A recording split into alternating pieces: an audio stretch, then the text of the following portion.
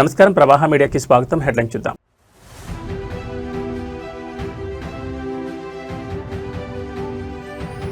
CM Chandrababu అధ్యక్షతన AP cabinet భేటీ. రాష్ట్ర పురోగతి, కీలక ఆర్డినెన్స్లకు మంత్రివర్గ ఆమోదం.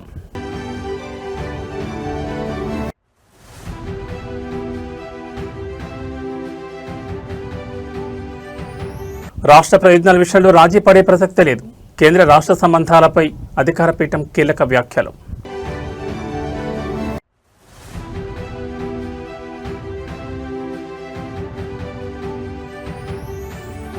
ఢిల్లీలో సీఎం రేవంత్ రెడ్డి మార్కు పర్యటన. కేంద్ర మంత్రి మనోహర్ లాల్ ఖట్టర్తో కీలక భేటీ.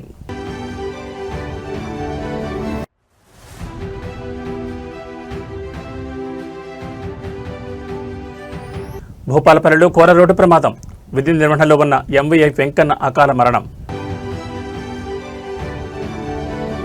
ఇక డీటెయిల్స్ చూస్తే ఏపీ ముఖ్యమంత్రి చంద్రబాబు నాయుడు అధ్యక్షతన రాష్ట్ర మంత్రివర్గ సమావేశం అత్యంత ప్రతిష్టాత్మకంగా జరిగింది. వెలగపూడి సచివాలయంలోని మొదటి బ్లాక్ కేబినెట్ హాల్ వేదికగా జరిగిన ఈ భేటీకి రాష్ట్ర మంత్రులు, అన్ని శాఖల ప్రిన్సిపల్ సెక్రటరీలు, ఉన్నతాధికారులు పెద్ద సంఖ్యలో హాజరయ్యారు. రాష్ట్ర ఆర్థిక పరిస్థితి, కొత్తగా ప్రవేశపెట్టబోయే సంక్షేమ పథకాల విధి విధానాలు మరియు నిరుద్యోగులు, రైతాంగానికి సంబంధించిన పలు కీలక అంశాలపై ఈ కేబినెట్ భేటీలో సుదీర్ఘంగా చర్చించినట్టు తెలుస్తోంది. ప్రభుత్వ మార్క్ పాలనను క్షేత్రస్థాయిలోకి బలంగా తీసుకెళ్లేలా ఈ సమావేశంలో సీఎం చంద్రబాబు నాయుడు మంత్రులకు దిశానిర్దేశం చేశారు. అమరావతి సచివాలయంలో జరిగిన ఈ కేబినెట్ భేటీలో రాష్ట్ర పురోగతికి సంబంధించిన పలు ఆర్డినెన్స్లు, ప్రతిపాదనలకు మంత్రివర్గం ఆమోదం తెలిపినట్లు సమాచారం. ముఖ్యంగా ఉపాధి కల్పన ధ్యేయంగా రాష్ట్రంలోకి రాబోతున్న కొత్త పరిశ్రమలకు సింగిల్ విండో విధానంలో అనుమతులు ఇవ్వడం, రాయితీల కేటాయింపులపై మంత్రుల సబ్ కమిటీ నివేదికను కేబినెట్ ముందుంచారు. దీంతో పాటు రాష్ట్ర వ్యాప్తంగా సాగునీటి ప్రాజెక్టుల పనుల వేగవంతం, అమరావతి రాజధాని నిర్మాణ పనుల పురోగతిపై సంబంధిత అధికారులు ముఖ్యమంత్రికి నివేదిక సమర్పించారు. ప్రభుత్వ ప్రాధాన్యతలకు అనుగుణంగా బడ్జెట్ కేటాయింపులు ఎలా ఉండాలనే దానిపై ఆర్థిక శాఖ కసరత్తును కూడా ఈ భేటీలో సమీక్షించారు. ప్రజా సమస్యల పరిష్కారంలో మంత్రులు, ఎమ్మెల్యేలు నిరంతరం క్షేత్రస్థాయిలో అందుబాటులో ఉండాలని, పాలనలో ఎక్కడా అవినీతికి తావు లేకుండా పారదర్శకత పాటించాలని సీఎం చంద్రబాబు స్పష్టం చేసినట్లు సచివాలయ వర్గాలు వెల్లడించాయి. రాష్ట్ర భవిష్యత్తుకు మైలురాయిగా నిలిచే పలు కీలక నిర్ణయాలకు ఈ కేబినెట్ వేదికగా ఆమోదముద్ర పడినట్టు తెలుస్తోంది. మంత్రివర్గ తీర్మానాల పూర్తి వివరాలను ప్రభుత్వ అధికారిక ప్రతినిధులు ప్రెస్ మీట్ ద్వారా వెల్లడించనున్నారు.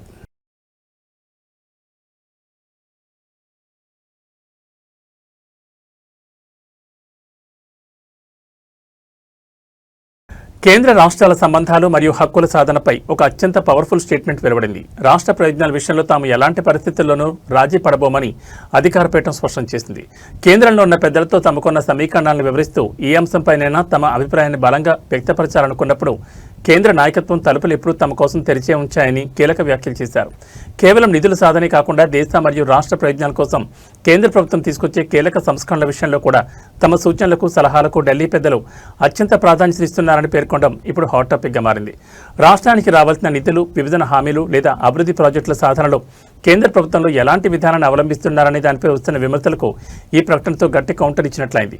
తమ అభిప్రాయాలను నిర్భయంగా చెప్పే స్వేచ్ఛను కేంద్ర అధిష్టానం తమకిచ్చిందని, రాష్ట్ర ఆత్మగౌరవాన్ని తాకట్టు పెట్టే ప్రసక్తి లేదని స్పష్టం చేశారు. ఆర్థిక సంస్కరణలు లేదా పరిపాలనాపరమైన మార్పులు ఏమైనా సరే తమ ప్రాంతీయ అవసరాలకు అనుగుణంగా కేంద్రం వద్ద ప్రతిపాదన ఉంచుతున్నామని, వాటిని కేంద్ర నాయకత్వం సానుకూలంగా పరిశీలిస్తోందని తెలిపారు. ఈ విధమైన ఉమ్మడి భాగస్వామ్యం వల్ల అటు దేశ పురోగతితో పాటు ఇటు రాష్ట్ర హక్కుల రక్షణ కూడా సాధ్యమవుతుందని ధీమా వ్యక్తం చేశారు. కేవలం రాజకీయ ప్రయోజనాల కోసం కాకుండా సమాఖ్య స్ఫూర్తిని గౌరవిస్తూ రాష్ట్ర ప్రయోజనాల ఎజెండాగా మునుముందు కూడా తమ గళాన్ని బలంగా వినిపిస్తామని ఈ సందర్భంగా ప్యానెల్ స్పష్టం చేసింది. Because whenever we wanted to voice an opinion on any subject, the doors are always open. Whenever we wanted reforms to come in certain sectors, which is in the interest of the state, and of course, Andhra gets the first mover advantage, our opinion was always heard. And things were changed when we were able to sell. See, end of the day, as a regional party, it's important that I might have a vision. It's important also I go and sell that vision to leaders who matter, who take this decision.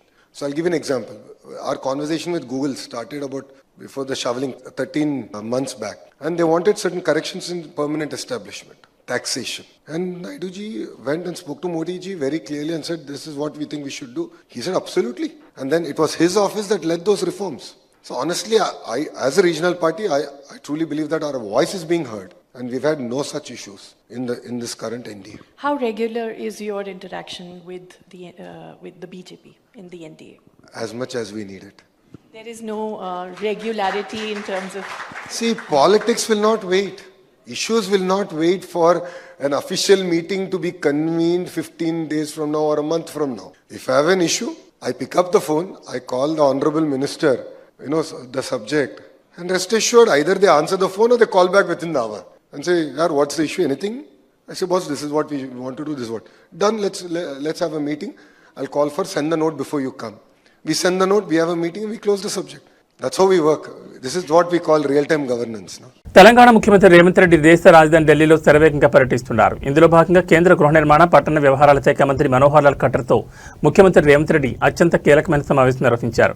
Greater Hyderabad పరిధిలో traffic కష్టాలు తీర్చేందుకు ప్రభుత్వం ప్రతిష్టాత్మకంగా ప్రతిపాదించిన Hyderabad metro phase 2 విస్తరణ ప్రాజెక్టుకు కేంద్ర ప్రభుత్వం అనుమతులు నిధుల సాధన లక్ష్యంగా ఈ భేటీ జరిగింది.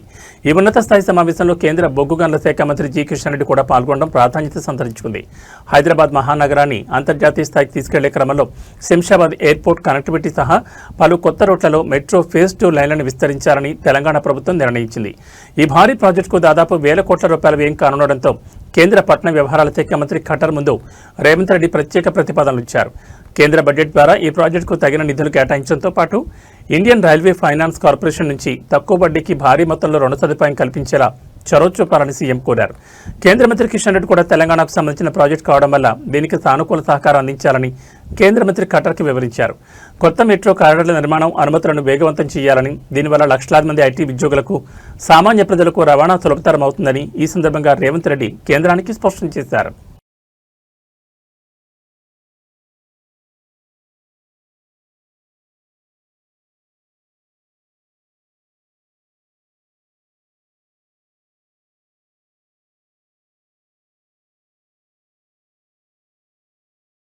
మూడు రంగుల జెండా బట్టి సింగమోలే కదిలినాడు ఒక్కరో కాంగ్రెస్ సూర్యుడు మన రేవంత్ అన్న నిగ్గదీసి అడిగే మునగాడు విడు భూమిన వానైతాడు బీదసాదల జయశంకర్ భూపాలపల్లి జిల్లాలో విధి నిర్వహణలో ఉన్న రవాణా శాఖ అధికారి motor vehicle inspector Venkanna road ప్రమాదంలో అకాల మరణం చెందడం తీవ్ర విషాదాన్ని నింపింది.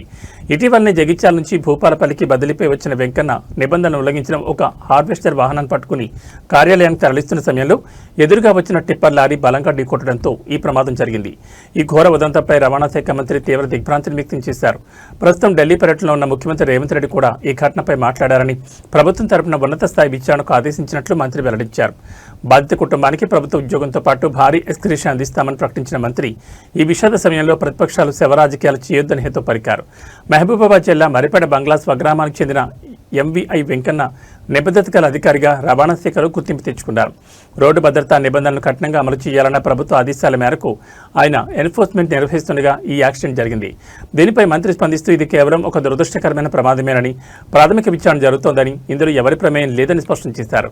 రవాణా శాఖ ప్రిన్సిపల్ సెక్రటరీ ఆధ్వర్యంలో సమగ్ర విచారణకు ఆదేశించామని, నివేదిక ఆధారంగా తదుపరి చర్యలు ఉంటాయన్నారు. ఇదే సమయంలో రాష్ట్రంలో గ్రానైట్ మైనింగ్, ఫ్లై యాష్ తరలించే భారీ వాహనాలు స్పీడ్ లిమిట్ మరియు ఓవర్లోడింగ్ నిబంధనలు ఉల్లంఘిస్తే కఠినంగా వ్యవహరిస్తామని హెచ్చరించారు.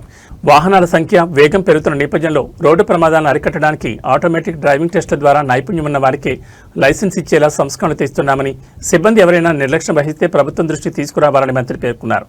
అమరుడైన అధికారి కుటుంబానికి ప్రభుత్వం అన్ని విధాలా అండగా ఉంటుందని భరోసా ఇచ్చారు. జరిగిన సంఘటనలు విచారణ చేస్తాం. దురదృష్టకరం, రాజకీయాలొద్దు. తప్పకుండా ప్రభుత్వం కఠినంగా మీకు ఏమైనా సమాచారం ఉంటే ఎక్కడైనా మాఫియా, శాండో, లయాషో, మినరలో, గ్రానైటో ఎక్కడైనా తప్పు జరిగితే నేను రవాణా శాఖ మంత్రిగా అందరికీ ఓపెన్ చెప్తాను. మా దృష్టికి తీసుకురంటే బరాబర్ మేము యాక్షన్ చేస్తాం. కానీ నిన్న జరిగిన సంఘటన ఆయన 3-4 ఏళ్ల నుంచి పనిచేస్తున్నట్టే ఎవరిదైనా వ్యక్తిగత కక్ష. ఆయన 15-20 రోజుల కింద జగిత్యాల నుంచి ట్రాన్స్ఫర్ చేశాడు. కాబట్టి ఏదేమైనా సరే అన్ని విచారణ చేస్తాం, మా కుటుంబాన్ని ఆదుకుంటాం. ఇది మాకు వ్యక్తిగతంగా కూడా, ఎందుకంటే మా డిపార్ట్మెంట్కి సంబంధించిన ఒక ఎంబీఏ చనిపోవడం యాక్సిడెంట్లో అంటే బాధ కలిగిస్తున్నటువంటి అంశం. అతని పూర్తిగా కుటుంబానికి ప్రగాఢ సానుభూతిని వ్యక్తం చేస్తూ సంఘటన మీద వాళ్ళ కుటుంబానికి అండగా ఉంటాం. ప్రభుత్వం నుంచి తీసుకోవాల్సిన అన్ని రకాల చర్యలు, ఉద్యోగం కావచ్చు, ఎక్స్పీరియన్స్ కావచ్చు, తదితర అన్ని అంశాల పట్ల వాళ్ళకు ఆదుకొని రవాణా శాఖ కుటుంబానికి అండగా ఉంటుంది. ఇసుక లారీ కాదు, అది ఓవర్ లారీ. రోడ్ ఉంది, ఓవర్ రోడ్ లేదు. సరే అది ఇన్సిడెంటల్గా అక్కడ జరుగుతున్నటువంటి ప్రాథమికంగా నేను ఎస్పీ కలెక్టర్తో మాట్లాడింది. భారత అత్యున్నత పౌర పురస్కారాలైన పద్మ అవార్డుల ప్రదానోత్సవ వేడుక రాష్ట్రపతి భవన్లో అత్యంత కనుల పండుగ జరిగింది. రాష్ట్రపతి ద్రౌపది ముర్ము విభిన్న రంగాల్లో అసాధారణ ప్రతిభ కనబర్చిన 65 మంది ప్రముఖులకు ఈ అవార్డులను స్వహస్తాల మీదుగా ప్రదానం చేశారు. రాష్ట్రపతి భవన్లోని చారిత్రాత్మక గణతంత్ర మండపం వేదికగా జరిగిన ఈ రెండో సివిల్ ఇన్వెస్టిచర్ వేడుకకు ప్రధాని నరేంద్ర మోడీ, కేంద్ర హోంమంత్రి అమిత్ షా సహా పలువురు కేంద్ర మంత్రులు, విదేశీ ప్రముఖులు హాజరయ్యారు. కళలు, క్రీడలు, వైద్యం మరియు సామాజిక సేవా రంగాల నుంచి ఎంపికైన దేశరత్నాలకు ఈ పురస్కారాలు దక్కాయి. గణతంత్ర దినోత్సవం సందర్భంగా కేంద్ర ప్రభుత్వం ప్రకటించిన మొత్తం 131 పద్మ అవార్డులలో తొలి విడతగా మే నెలలో 66 అవార్డులను అందజేయగా మిగిలిన 65 అవార్డులను నేడు రాష్ట్రపతి ప్రదానం చేశారు. ఈ వేడుకలో 2 పద్మ విభూషణ్, 7 పద్మభూషణ్ మరియు 56 పద్మశ్రీ పురస్కారాలున్నాయి.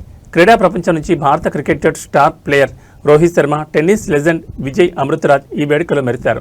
అలాగే చలనచిత్ర రంగానికి చేసిన విశేష సేవలకు గాను మలయాళీ సూపర్ స్టార్ మమ్ముట్టి, ప్రముఖ ప్లేబ్యాక్ సింగర్ అల్కా యాగ్నిక్ పద్మ అవార్డులను అందుకున్నారు. ప్రముఖులతో పాటు గ్రామీణ ప్రాంతాల్లో విద్యా విప్లవాన్ని తెచ్చిన కర్ణాటకకు చెందిన డాక్టర్ ప్రభాకర్ కోరే, హిమాలయ వైద్య విధానాన్ని కాపాడుతున్న లడఖ్కు చెందిన డాక్టర్ పద్మ గుర్నేత్, హిమోఫీలియా రోగులకు సేవ చేస్తున్న డాక్టర్ సురేష్ హనగవాడి వంటి ఎందరో అన్సంగ్ హీరోలకు రాష్ట్రపతి చేతుల మీదుగా పద్మశ్రీ పురస్కారాలు దక్కడం ఈ వేడుక యొక్క అసలైన వైభవానికి అద్దం పట్టింది.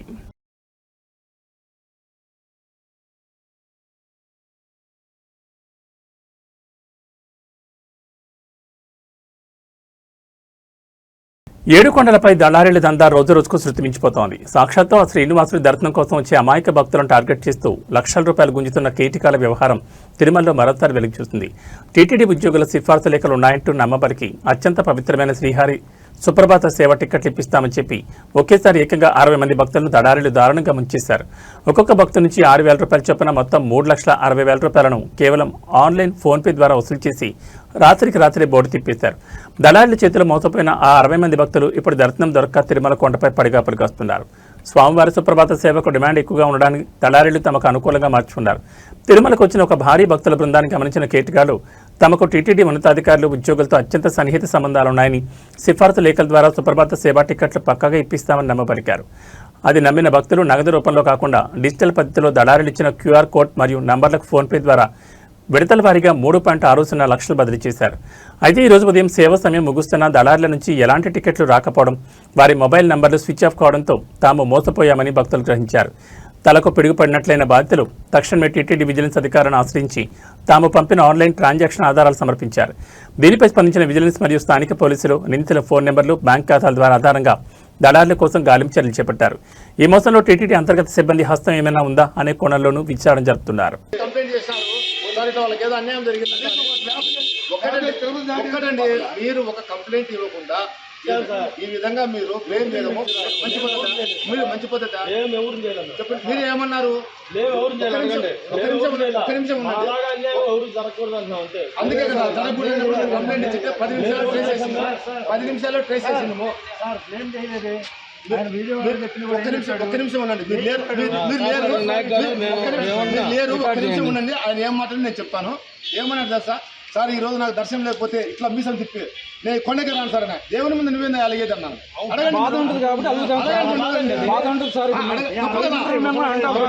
మన దేవుడు అండి ఇది, మన దేవుడు. మన దేవుణ్ణి మనం గౌరవించుకోవాలి. తెలియదు కానీ మేము 6 నెలలకు ఒకసారి దర్శనం చేసుకుంటాం. మేము నడిచి వచ్చాం. మీరు ఎప్పుడైనా ఎక్కారో ఎక్కడ మేము భక్తుల సేవలో ఉన్నామండి. మేము భక్తుల సేవలో ఉన్నాము. మేమేమి వేరే విధంగా లేదు. ఆంధ్రప్రదేశ్లో పరిశ్రమలను అగ్ని ప్రమాదాలు వణికిస్తున్నాయి. అనకాపల్లి జిల్లాలో ఊహించని పారిశ్రామిక ఘోరం చోటు చేసుకుంది. పరబాళ్లోని జవహర్లాల్ నెహ్రూ ఫార్మాసిటీలో ఉన్న దక్షిణ ఎనర్జీ కెమికల్ కర్మాగారంలో ఈరోజు భారీ అగ్ని ప్రమాదం సంభవించింది. కంపెనీలోని ఒక విభాగంలో ఒక్కసారిగా మంటలు చెలరేగి క్షణాల వ్యవధిలో అవి ఫ్యాక్టరీ అంతటా వ్యాపించాయి. ఈ ప్రమాదంలో అక్కడ విధుల్లో ఉన్న 2 యువ కార్మికులు మంటల్లో చిక్కుకుని అక్కడికక్కడే సజీవ దహనమయ్యారు. మృతులను వెంకటేష్, కొవ్వాడ త్రినాథరావుగా గుర్తించారు. ఈ ఊహించని ప్రమాదంతో ఫార్మాసిటీ ఒక్కసారిగా ఉలిక్కిపడింది. అనకాపల్లి జిల్లా పరిధిలోని పరవాడ ఫార్మాసిటీలో వందలాది కెమికల్ ఫార్మా కంపెనీలు నడుస్తున్నాయి. ఇందులో భాగంగా ఉన్న దక్షిణ ఎనర్జీ కెమికల్స్ ప్లాంట్లో కార్మికులు విధుల్లో ఉండగా ఒక విభాగానికి చెందిన కెమికల్ ప్రాసెస్ యూనిట్లో ఒక్కసారిగా పేలుడు సంభవించి మంటలు ఎగిసిపడ్డాయి. దట్టమైన పొగ మంటలు చుట్టుముట్టడంతో లోపల పనిచేస్తున్న 34 ఏళ్ల వెంకటేష్, 24 ఏళ్ల కొవ్వాడ త్రినాథరావు బయటకు రాలేకపోయారు. నిప్పుల కుండంగా మారిన ఆ ఇండస్ట్రియల్ ప్లాంట్లోని ఆ 2 యువకులు ప్రాణాలు కోల్పోవడం ప్రతి ఒక్కరిని కలిచివేస్తోంది. సమాచారం అందుకున్న వెంటనే దాదాపు 4 అగ్నిమాపక శకటాలు ఘటనా స్థలానికి చేరుకుని కెమికల్ ఫైర్ కావడం వల్ల ప్రత్యేక ఫోమ్ సహాయంతో మంటలను అదుపులోకి తెచ్చే ప్రయత్నం చేశాయి. ప్రమాదవార్త తెలియగానే మృతుల కుటుంబ సభ్యులు, తోటి కార్మికులు ఫ్యాక్టరీ గేట్ ముందు భారీగా గుమిగూడారు. ఫార్మా కంపెనీల్లో కనీస భద్రతా ప్రమాణాలు పాటించకపోవడం వల్లే తమ పిల్లలు బలైపోయారంటూ యాజమాన్యంపై తీవ్ర ఆగ్రహం వ్యక్తం చేస్తున్నారు. బాధ్యులపై కఠిన చర్యలు తీసుకోవాలని, మృతుల కుటుంబాలకు భారీ పరిహారం అందించాలని డిమాండ్ చేస్తూ ఫ్యాక్టరీ వద్ద ఉద్రిక్త వాతావరణం నెలకొంది.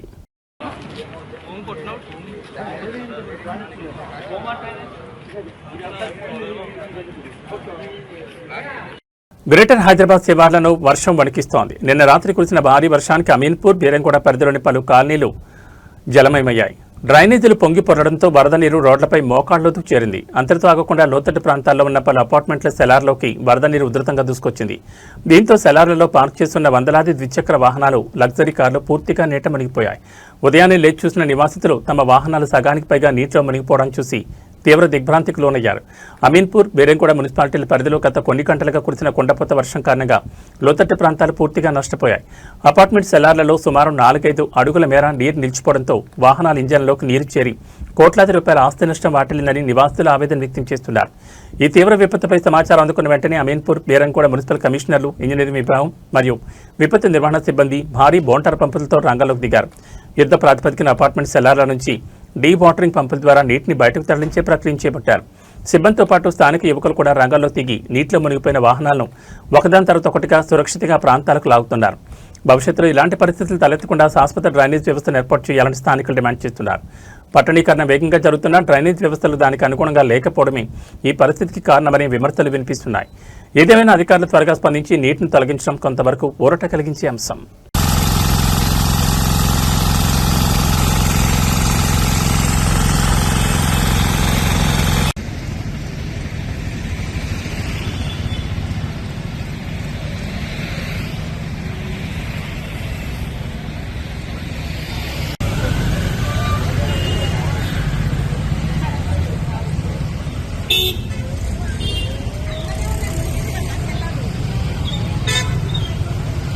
హైదరాబాద్ శివార్లోని తుర్కయాంజల్ న్యూ శ్రీ చైతన్య కాలేజీ వద్ద తీవ్ర ఉద్రిక్తత చోటు చేసుకుంది. ఇంటర్ పూర్తి చేసుకుని పై చదువుల కోసం తమ ఒరిజినల్ సర్టిఫికెట్లు ఇవ్వాలంటూ యాజమాన్యాన్ని అడుగుతున్న విద్యార్థులపై, వారికి మద్దతుగా వచ్చిన వారిపై ఆదిపట్ల సీఐ తీవ్రస్థాయిలో దౌర్జన్యం దిగారు.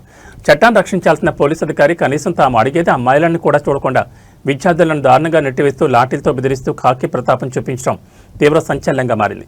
సర్టిఫికెట్లు ఇవ్వకుండా కాలేజ్ యాజమాన్యం వేధిస్తోందని, ధర్నాకు దిగితే మేనేజ్మెంట్కు కుమ్మకాస్తూ పోలీసులు తమపై దాడికి దిగారంటూ విద్యార్థులు కన్నీరు మున్నీరవుతున్నారు. తుర్కయాంజల్ పరిధిలోని న్యూ శ్రీ చైతన్య కాలేజీలో ఇంటర్ పూర్తి చేసిన విద్యార్థులు తమ తదుపరి అడ్మిషన్ల కోసం లాంగ్ మెమోలు, టీసీల కోసం గత కొన్ని రోజులుగా కాలేజ్ చుట్టూ తిరుగుతున్నారు. అయితే నూతన ఫీజులు, పెండింగ్ బకాయిల పేరుతో యాజమాన్యం సర్టిఫికెట్లు ఇవ్వకుండా వేధిస్తుండటంతో విసిగిపోయిన విద్యార్థులు, వారి తల్లిదండ్రులు ఈరోజు కాలేజ్ గేట్ ముందు మెరుగుదర్నా దిగారు. సమాచారం అందుకున్న ఆదిపట్ల పోలీసులు భారీగా అక్కడికి చేరుకున్నారు. కాలేజ్ యాజమాన్యంతో మాట్లాడి సమస్య పరిష్కరించాల్సింది పోయి రోడ్డుపై కూర్చున్న విద్యార్థులను బలవంతంగా ఈడ్చిపారేసే ప్రయత్నం చేశారు. ఈ క్రమంలో ఆదిపట్ల సీఐ స్వయంగా అమ్మాయిలపై చేయి చేసుకుంటూ వారిని నెట్టివేస్తూ అసభ్య పదజాలంతో దూషించారని బాధితులు ఆరోపిస్తున్నారు. పోలీసుల దౌర్జన్యంతో భయాందోళనకు గురైన విద్యార్థులు రోడ్డుపైనే అడవడం అక్కడ వారిని చలింపచేసింది. యాజమాన్యం తప్పును ప్రశ్నించకుండా చదువుకునే పిల్లలపై ఇలా కాకీలు విరుచుపడడం ఏంటని స్థానికులు, విద్యార్థి సంఘాల నేతలు పోలీసులను నిలదీయడంతో అక్కడ రణరంగ వాతావరణం నెలకొంది.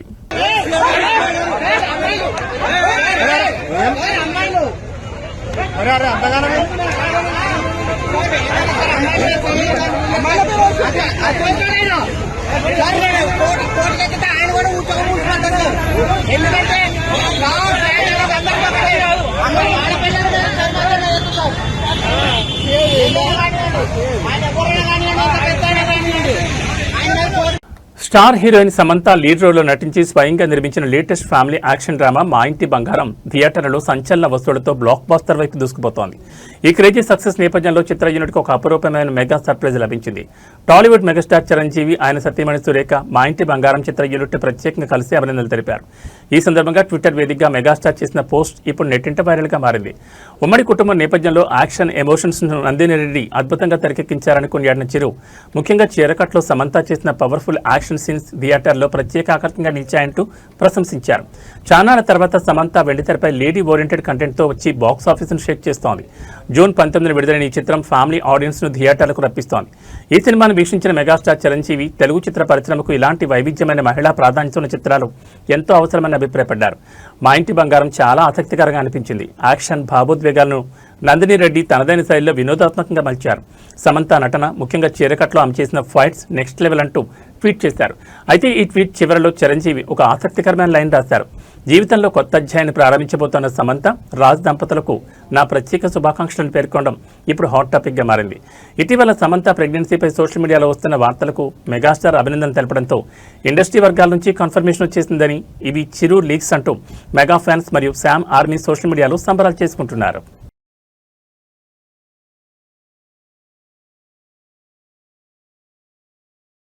గత కొన్ని రోజులుగా ఆకాశమే హద్దుగా దూసుకుపోయిన పసిడి వెండి ధరలు ఇవాళ మార్కెట్లో ఒక్కసారిగా కుప్పకూలాయి. అంతర్జాతీయ బులియన్ మార్కెట్ ఒడిదుడుకుల ప్రభావంతో హైదరాబాద్ మార్కెట్లో బంగారం ధరలు భారీగా పతనమయ్యాయి. ఇవాళ ఒక్కరోజు 24 క్యారెట్ల 10 గ్రాముల మేలిమి బంగారం ధర ఏకంగా 2070 మేర పతనమైంది. అటు ఆభరణాల తయారీకి వాడి 22 క్యారెట్ల బంగారం ధర కూడా 1900 మేర క్షీణించింది. వీటికి తోడు కిలో వెండి ధర ఏకంగా 5000 రూపాయలు దిగి రావడం మార్కెట్లో పెద్ద సంచలనంగా మారింది. అంతర్జాతీయంగా డాలర్ ఇండెక్స్ బలోపేతం కావడం, ఇన్వెస్టర్లు సురక్షిత ఆస్తిగా భావించే గోల్డ్ మార్కెట్ నుండి ప్రాఫిట్ బుకింగ్స్ వైపు మొగ్గు చూపడంతో ఈ భారీ క్షీణత నమోదైనట్లు నిపుణులు విశ్లేషిస్తున్నారు. హైదరాబాద్ బులియన్ మార్కెట్ తాజా గణాంకాల ప్రకారం 24 క్యారెట్ల 10 గ్రాముల పసిడి ధర ప్రస్తుతం 1,45,910 వద్ద ట్రేడ్ అవుతోంది. సాధారణ వినియోగదారులు ఎక్కువగా కొనుగోలు చేసే 22 క్యారెట్ల 10 గ్రాముల బంగారం ధర 1900 తగ్గి 1,33,750కి చేరింది. ఇక పసిడి బాటలోని పయనించిన వెండి కేజీపై 5,000 రూపాయలు కోల్పోయి ప్రస్తుతం 2,50,000 వద్ద కొనసాగుతోంది. ప్రస్తుతం పెళ్లిళ్ల శుభకార్యాల సీజన్ నడుస్తుండటంతో ఈ ధరల తగ్గుదల సామాన్య మధ్యతరగతి కొనుగోలుదారులకు కొండంత బోరటనిచ్చిందని చెప్పాలి. ప్రపంచ ఫుట్బాల్ సామ్రాజ్యాన్ని దశాబ్దాలుగా ఏలుతున్న అర్జెంటీనా లెజెండ్ లియోనెల్ మెస్సీకి ఆ దేశం అత్యున్నత మరియు అరుదైన గౌరవాన్ని కల్పించింది.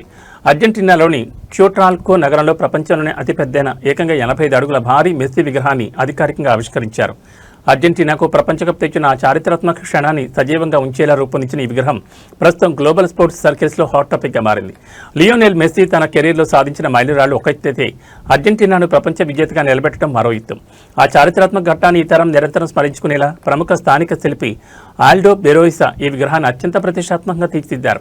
ఈ విగ్రహంలో మెస్సీ తన ఐకానిక్ అర్జెంటీనా జెర్సీని ధరించి ఆకాశం వైపు చూస్తూ ప్రపంచ కప్ ట్రోఫీని చేతుల్లో పట్టుకున్న అపురూప దృశ్యం కళ్ళకు కట్టినట్లు కనిపిస్తోంది. 85 అడుగుల ఎత్తుతో నిర్మితమైన ఈ శిల్పం నిర్మాణంలో అత్యాధునిక ఇంజనీరింగ్ ప్రమాణాలు, మెటీరియల్స్ ఉపయోగించారు. క్యూట్రాల్కో నగర సరిహద్దుల్లో ఏర్పాటు చేసిన ఈ కట్టడం కేవలం క్రీడా స్మారక చిహ్నంగానే కాకుండా ప్రపంచవ్యాప్తంగా ఉన్న సాకర్ అభిమానులను ఆకర్షించేలా ఒక అంతర్జాతీయ పర్యాటక ల్యాండ్మార్క్గా అవతరించింది. ఈ ఆవిష్కరణ కార్యక్రమానికి అర్జెంటీనా క్రీడా ప్రముఖులు, స్థానిక ప్రభుత్వ ప్రతినిధులు మరియు వేలాది మంది అభిమానులు హాజరై నివాళులర్పించారు. మైదానంలోనే కాకుండా మైదానం వెలుపల కూడా మెస్సీ రేంజ్ ఏంటో ఈ 85 అడుగుల విగ్రహం నిరూపిస్తోంది. రాబోయే రోజుల్లో ఈ ప్రదేశం ఫుట్బాల్ లవర్స్కు ఒక పెద్ద దర్శనీయ స్థలంగా మారబోతుందనలో ఎలాంటి సందేహం లేదు. ఇవి ఈ బులెటిన్ విశేషాలు. మరో బులెటిన్లో మళ్ళీ కలుసుకుందాం. నమస్కారం.